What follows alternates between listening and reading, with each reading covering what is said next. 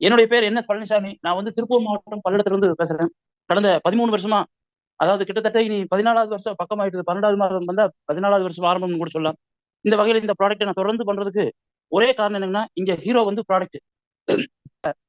நம்ம வந்து பல்லடம் அப்படிங்கிறது ஒரு சின்ன ஊரு. நகராட்சிக்கு உட்பட்ட ஒரு ஊர்ல 10 பேர்த்துக்கு நண்பர்கள், உறவினர்களுக்கு இந்த ப்ராடக்ட் எனக்கு பர்சனலா கிடைச்ச ரிசல்ட்ட வச்சு நான் குடுத்தேன்.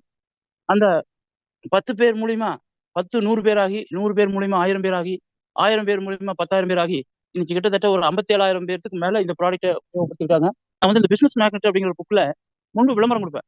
அந்த விளம்பரத்த பார்த்துட்டு என்னைய ஒருத்தரு ரொம்ப திட்டினாரு. காரணம் என்னன்னா, இந்த குழந்தைக்காகலாம் நெறைய செலவு பண்ணிட்டு, அ இதாகும்போது அப்ப இதெல்லாம் ஒரு தொழிலா? எப்படி இதெல்லாம் கிடைக்குது? இதுக்கு எத்தனையோ பிசினஸ் இருக்கு. ஒருத்தர் வந்து நம்ப வச்சு அவங்கள கஷ்டப்படுத்தி தொழில் செய்றார்ன்லாம் நெறைய ஆரம்பத்துல அவரு பேசினாரு. அது என்னதுல நம்ம ரொம்ப பொறுமையா, அப்படியே மெதுவா பேசி, இதுக்கு முன்னால நீங்க எங்க வேலை செய்றீங்கன்னு என்னைய கேட்டாரு.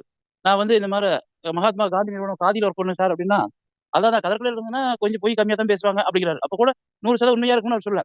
இப்படிப்பட்ட ஒரு நபரு இந்த ப்ராடக்ட் ரிசல்ட் கிடைக்கும். அப்படி கிடைக்குதுன்னு சொன்னா, நீங்க வாங்குன பணத்த நான் உங்களுக்கு தர்றேன் சார். எனக்கு இது மேல நம்பிக்கை இருக்குன்னு சொல்லி ஆரம்பிச்சு அவருக்கு நான் பொருள குடுக்க ஆரம்பிச்சேன். முதல் முறையா அந்த ப்ராடக்ட் எப்படியோ அவர் வாங்கி சாப்பிட்டதே அவருக்கு ஒரு மாற்றம் ஏற்பட்டுருச்சு. அப்புறம் என்ன பண்ணாரு தொடர்ந்து வாங்கிட்டு இருந்தாருங்களா, வாங்கிட்டு இருக்க 7வது மாசம் அவங்க வீட்ல வந்து அ மிசஸ் வந்து கன்சீவ் ஆகி ஒரு பெரிய ஆச்சரியத்த குடுத்தது. ஸ்ரீவில்லிபுத்தூர்ல.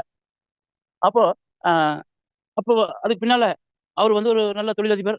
அந்த ஜேசிபி வண்டி கூட ஒரு 200 வண்டி இருக்குன்னு சொன்னாரு.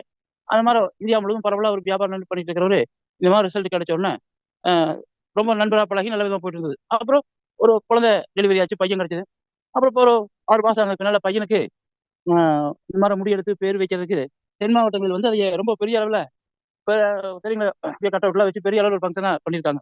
அந்த ஒரு நிகழ்வுக்கு அவர் என்ன சொன்னாருன்னா, "பழனிசாமி நம்ம பையன் வந்து உங்க மடியில தான் உட்காந்து அவன் பேர் வைக்கணும், காது குத்தணும்ட்டாரு." எதுக்கு சொல்ல வரேன்னா, தமிழ்நாட்டுல குறிப்பா எந்த ஒரு சின்ன குடும்பமா இருந்தாலும், பெரிய குடும்பமா இருந்தாலும், அந்த பேர் வைக்கிறது, அ காது குத்துறது சொந்த தாய்மாமன் மடியில தான் அந்த உரிமைய குடுப்பாங்க. வேற யாருக்குமே குடுக்க மாட்டாங்க. இப்படிப்பட்ட சூழ்நிலையில அவர் கூப்பிடுறாரு. அ அப்ப நான் சொன்னேன், "சார் அப்படிலாம் வேண்டாங்க சார்.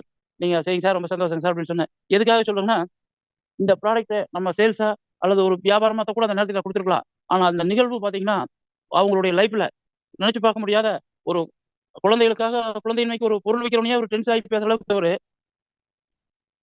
இந்த ரிசல்ட் கிடைச்சதுனால, நம்மள வந்து பேர் வைக்கிறதுக்கு கூப்பிடுற அளவுக்கு மாறுனதுக்கு என்ன காரணம்னா, இந்த ப்ராடக்ட்டோட ரிசல்ட் தான். இதையும் நான் பார்த்துட்டு தான் கடந்த ஒரு 13 வருஷத்துல இந்த கேரண்டி பேக்கேஜ்ன்னு சொல்லி நெறைய பேரு நம்பிக்கை குடுக்குற வகையில ஒரு 997 பேத்துக்கு நாங்க வந்து 1 வருஷத்துக்கு சீரியஸா பொருள் எடுத்துக்கிட்டாங்கன்னா, கேரண்டியே குடுத்தோம். செக் குடுத்து.